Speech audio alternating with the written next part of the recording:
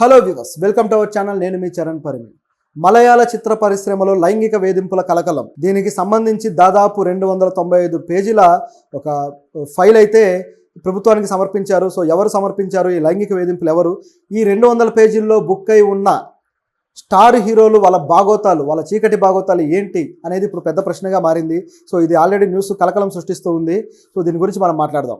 మలయాళ చిత్ర పరిశ్రమ అనగానే మనకు గుర్తొచ్చేది అద్భుతమైన క్లాసిక్ ఫిలిమ్స్. గతంలో అయితే కొద్దిగా ఒక సెమీ పోర్న్ సినిమాలు ఇవన్నీ వచ్చేవి. సో దానికి కూడా అవి బాగా ఫేమస్ ఆ ఇండస్ట్రీ. అయితే తర్వాత కాలంలో చాలా అద్భుతమైన సినిమాలు తీస్తూ వచ్చారు. సో నిజానికి వాళ్ళు ఫస్ట్ నుంచి కూడా మంచి కంటెంటే తీస్తూ ఉంటారు.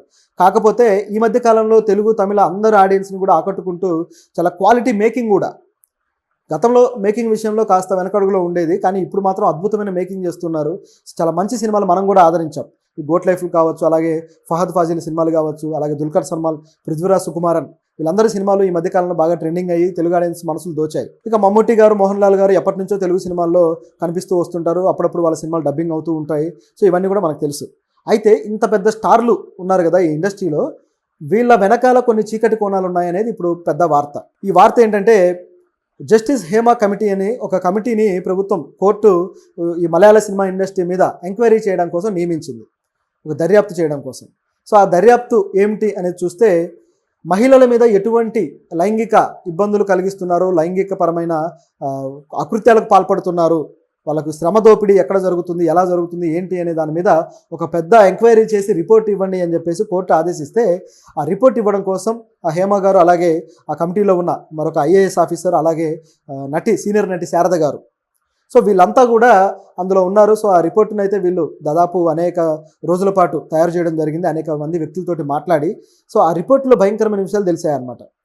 మనం స్టార్ హీరోలుగా గౌరవిస్తూ చెప్పుకుంటూ భుజాలు తడుముకునే ఎవరైతే ఆ హీరోలు ఉన్నారో, వీళ్ళు కొంతమంది హీరోయిన్లను, అలాగే క్యారెక్టర్ ఆర్టిస్టులను, అలాగే కొంతమంది డాన్సర్స్ని, ఇలాంటి వ్యక్తుల మీద లైంగికంగా వేధించడాలు, అలాగే వాళ్ళ అర్ధరాత్రులు వాళ్ళ రూమ్లకు వెళ్ళి డోర్లు కొట్టడాలు, వాళ్ళు ఒప్పుకోకపోతే, అంటే వీళ్ళకి కావాల్సిన ఆ శారీరకంగా వీళ్ళ వాంఛలు తీర్చడానికి ఒప్పుకోకపోతే వాళ్ళ మీద చూపించే జులుం కావచ్చు, వాళ్ళని వేధించడం కావచ్చు, ఇవన్నీ కూడా బయటకు వచ్చేసాయి. సో ఒక్కసారికి ఇది రావడంతో కలకలం రేగుతూ ఉంది. అయితే ఆ హీరోల పేర్లు ఏంటనేది బయట పెట్టద్దు అని చెప్పేసి కోర్టే చెప్పింది ముందే, ఎందుకంటే ఇది పరువు ప్రతిష్టలకు సంబంధించిన విషయాలు కాబట్టి బయట పెట్టద్దు అన్నారు. కాబట్టి ఆ పేర్లు బయటికి లేకుండానే ఇవి బయటకు వస్తున్నాయన్నమాట. కాకపోతే కొంతవరకు సూచన అయితే అందుతూ ఉంటుంది.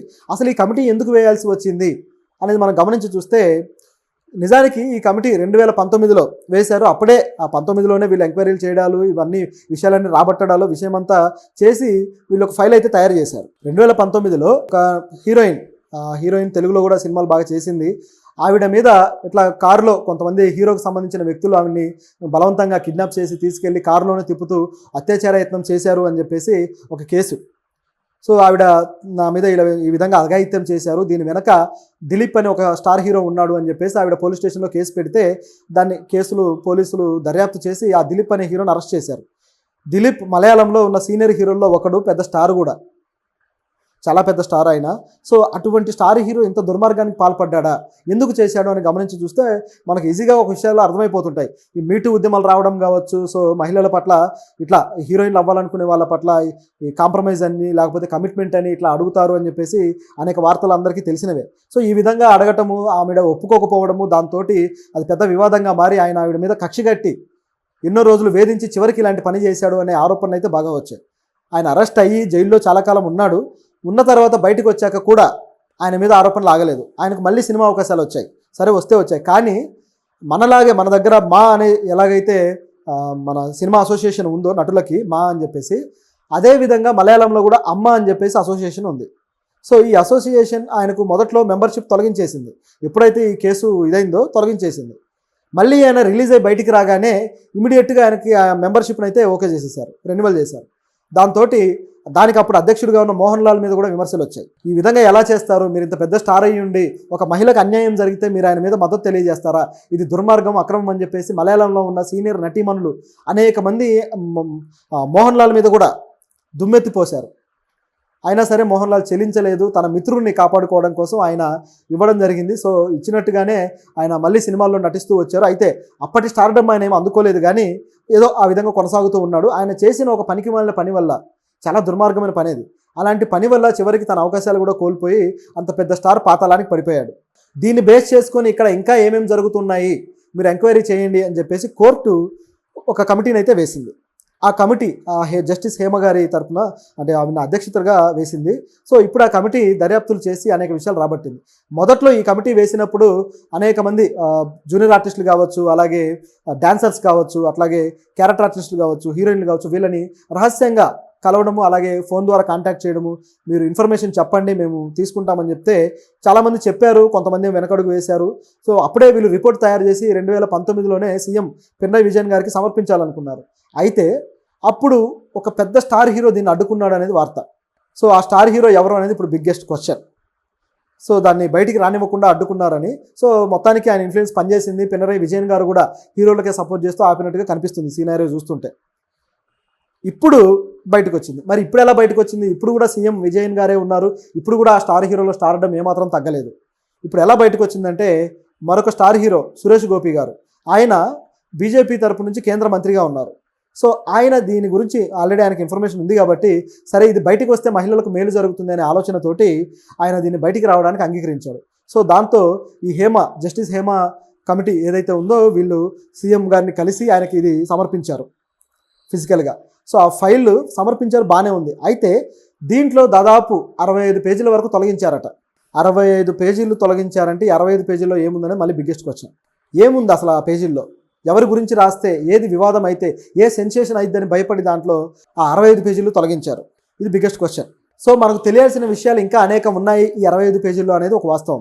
సో దీంతోపాటు అందులో వాళ్ళు పేర్కొన్న విషయాలు ఏంటంటే ఆ కమిటీలో వాళ్ళు అది కూడా వైరల్ అయింది. అది కూడా ఏ విధంగా అయిందంటే RTI right to information act కింద ఒక ఫిర్యాదు చేస్తే, ఒక పిటిషన్ వేస్తే ఆ పిటిషన్ బేస్ చేసుకుని అది ఇప్పుడు ఆన్లైన్లోకి వచ్చింది. ఆ విధంగా ఇది వైరల్ అయింది తప్పితే లేకపోతే బయటకు వచ్చేదే కాదు. సో అందులో వీళ్ళు పేర్కొన్న విషయాలు చూస్తే ఒకటి వచ్చేసి అవుట్డోర్ షూటింగ్లు వెళ్ళినప్పుడు హీరోయిన్ల మీద ఏ విధంగా ఉంటుంది, వాళ్ళకు మౌలిక సదుపాయాలను చూస్తే వాళ్ళ కనీసం వాష్రూమ్లకు వెళ్ళడానికి సరైన సదుపాయాలు కూడా ఏర్పాటు చేయరట. ఒక్కోసారి బయటికి వెళ్ళాల్సి వస్తుంది, ఏ చెట్టు చాటున పుట్ట చాటున అన్నట్లు అయిపోతుంది. చాలా దారుణం ఇది. సరే అక్కడ అవకాశమే లేదంటే అది వేరు, కానీ హీరోలకు మాత్రం అన్ని అవకాశాలు సదుపాయాలు ఉంటాయి. మరి మహిళలకు ఎందుకు ఉండవు అనేది ఇక్కడ బిగ్గెస్ట్ క్వశ్చన్. ఒక్కోసారి పురుషులు ఉపయోగించే టాయిలెట్స్ లేదా వాళ్ళ క్యారవాన్స్ ఉపయోగించాల్సి వస్తుంది వీళ్ళు. సో అక్కడ కూడా చాలా ఇబ్బందికరమైంది కదా అది కూడా. సో అలా ఎలా ఉంటారనేది ఒక క్వశ్చన్. దీంతోపాటు వాళ్ళకిచ్చే రూములు కూడా పనికిమాలిన రూమ్లే ఇస్తారు. అయితే ఆ రూములు ఇచ్చిన సందర్భంలో కూడా అర్ధరాత్రులు ఎవరు పడితే వాళ్ళు వచ్చి డోర్లు కొట్టేస్తారంట, హీరోయిన్లను కావచ్చు మిగతా నటీమణులను. అంటే వాళ్ళతోటి స్పెండ్ చేయడానికి వీళ్ళు ప్రయత్నం అనమాట. సో ఒప్పుకోకపోతే 1-2 గంటలు కూడా డోర్లు కొట్టి వెళ్ళిపోతారు. ఆ తర్వాత మరుసటి రోజు షూటింగ్లో ఆ సెట్లో చాలా నరకం చూపిస్తారు ఆ టెక్నీషియన్స్ అని చెప్పేసి కొంతమంది నటీమణులు ఇందులో చెప్పడం జరిగింది. ఒక స్టార్ హీరో, సో ఆయన అడిగింది ఆవిడ ఇవ్వలేదని హీరోయిన్ను.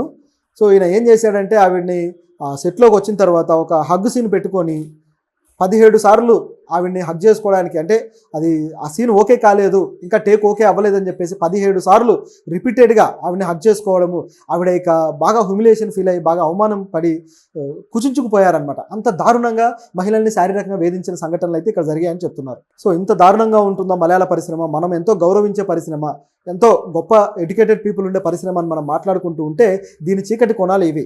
సో అడ్డు అదుపు లేకుండా ఇవన్నీ జరుగుతూ వస్తున్నాయి అన్నమాట ఇక్కడ. అయితే ఇదే ఇండస్ట్రీలో ఈ విధంగా ఉన్నాయా, మిగతా ఇండస్ట్రీలో లేవా అంటే కొన్ని మిగతా ఇండస్ట్రీలో కూడా ఇటువంటివి ఉన్నాయి. తమిళ ఇండస్ట్రీలో కూడా ఇలాంటివి ఉన్నాయని చెప్పేసి ఒక నటి సనం శెట్టి అనుకుంటా ఆవిడ పేరు. సో ఒక నటి బయటకు వచ్చేసి ఈరోజే కమిషనర్ కార్యాలయానికి వెళ్ళి మహిళల మీద జరిగే అకృత్యాల మీద మేము పోరాడతాము, సో మాకు